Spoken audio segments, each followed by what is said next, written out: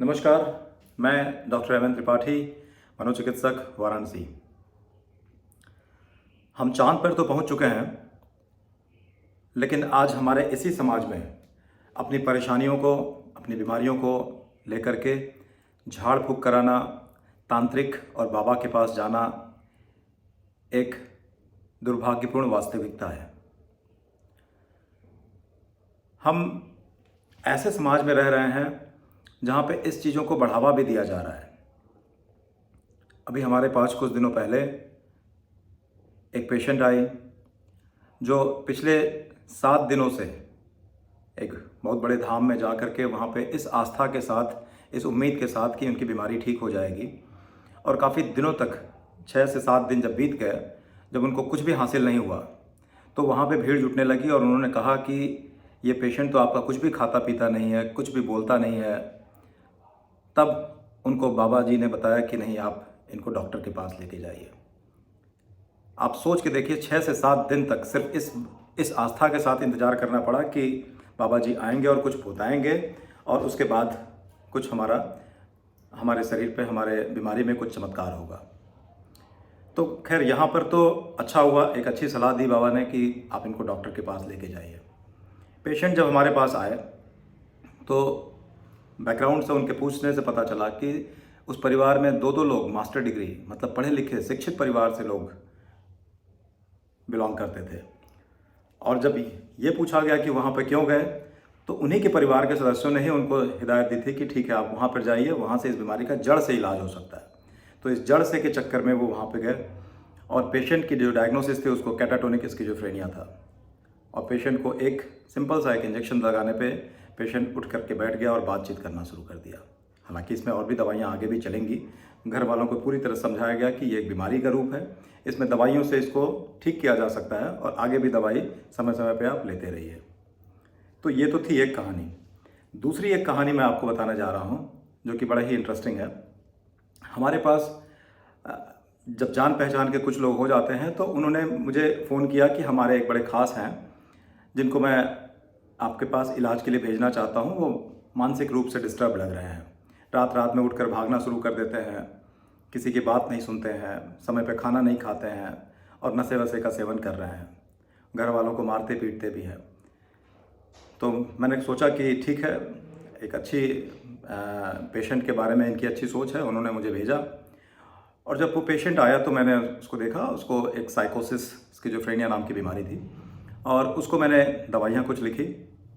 इस दौरान में मेरे पास 2 से 3 दिन के अंतराल पे उसी सज्जन का मेरे पास फ़ोन आता था, जो कि बाद में पता चला कि एक तांत्रिक था।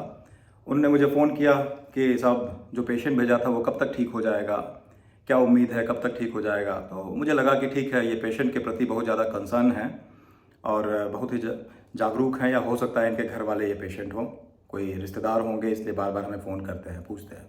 तो मैंने उनको बताया कि इस पेशेंट में हफ्ते भर, 10 दिन, 15 दिन का समय लग सकता है। तो करीब ऐसे ट्रीटमेंट चलते चलते के दौरान में पेशेंट काफ़ी रिकवर हो गया। तो करीब 20 से 21 दिन के बाद में मैंने पेशेंट से पूछा कि वो जो आपको भेजा था जिन्होंने, वो आपके लिए बड़ा चिंतित रहते थे और आपके बारे में बड़ा फ़ोन करके पूछते रहते थे कि कैसी तबीयत हो गया, वो खुश हैं कि नहीं हैं। तो पेशेंट के जो अटेंडेंट थे बोले, साहब पेशेंट तो बिल्कुल ठीक है, लेकिन बड़ा खर्चा लग जा रहा है। तो मैं बड़ा आश्चर्यचकित हुआ कि बड़ा खर्चा लग जा रहा है, क्या मतलब है। तो उन्होंने बोला, जिन्होंने भेजा था उन्होंने मुझे एक पूरी लंबी सी एक लिस्ट दे रखी है और उस लिस्ट में एक एक लाइन से एक विशेष अनुष्ठान करने का एक प्रयोजन लिखा गया था, जिसमें कुछ ऐसे शब्द जैसे कि हिरन की नाभि, हिरन की सिंघी, खूनी लौंग, गुड़हल का फूल, तो इन सब, और 9 ग्राम सोने की सिकड़ी, इस तरह का लेकर के करीब वो 40 से 50 हज़ार रुपये का एक एस्टिमेट बना के रखा हुआ था। कुछ ऐसे भी शब्द थे जो कि आम जनता को समझ में भी नहीं आएगा कि ये किस तरह की चीज़ मंगा रहे हैं। तो उसको कुछ इस तरह से धूर्त तांत्रिक ने उनको मोटिवेट किया कि आपको मैं यहाँ से भी पूजा पाठ के द्वारा भी ठीक कर रहा हूँ और अब डॉक्टर के थ्रू भी ठीक हो रहे हैं। और वो जो मुझे फ़ोन करते थे तो वो बताते थे कि मैं आज रात में ध्यान लगाऊंगा, ध्यान लगा करके फिर बताऊंगा कि पेशेंट की स्थिति क्या करती थी। और वास्तविकता में वो मुझे फ़ोन करते थे, मुझे फ़ोन करके ये पूछते थे कि हाँ, कब तक ठीक हो जाएगा। जब मैं उनको फीडबैक देता था कि हाँ, घबराइए नहीं, ठीक हो जाएंगे, तो यही फीडबैक वो अपने उनके घर वालों को दे देते थे। तो घर वाले उनसे काफ़ी प्रभावित हुए। और एक और इंटरेस्टिंग उसके में था कि पेशेंट जब ठीक हो गया तो उसको ये बताया गया कि आपको ये सारी सामग्री ले करके अपने आप को बोरा में, मतलब एक कपड़े से कवर करके, बाजे के साथ रविवार के दिन हमारे मंदिर पे आना है। अब आप ये सोचिए कि उनके दिमाग की कि अगर वो पेशेंट जो ठीक हो चुका है और वो बाजे के साथ जब जाएगा, जब बाजा बजेगा गांव में, तो चारों तरफ से भीड़ देखने के लिए उमड़ पड़ेगी और जय जयकार होगी उस तांत्रिक की।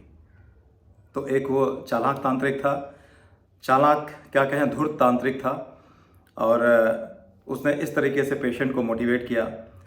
और सच्चाई ये है, हालांकि फिर मैंने उस पेशेंट को समझाया, उनके घर वालों को समझाया, बोला कि नहीं ऐसी कोई बात नहीं होती है, आप ईश्वर पे भरोसा करिए, ठीक है। और उन्होंने फिर उनका साथ छोड़ दिया। और मैंने उस तांत्रिक को भी फटकार लगाई कि भाई पेशेंट अगर है तो आप उस तरह से उनको कंफ्यूज ना करिए।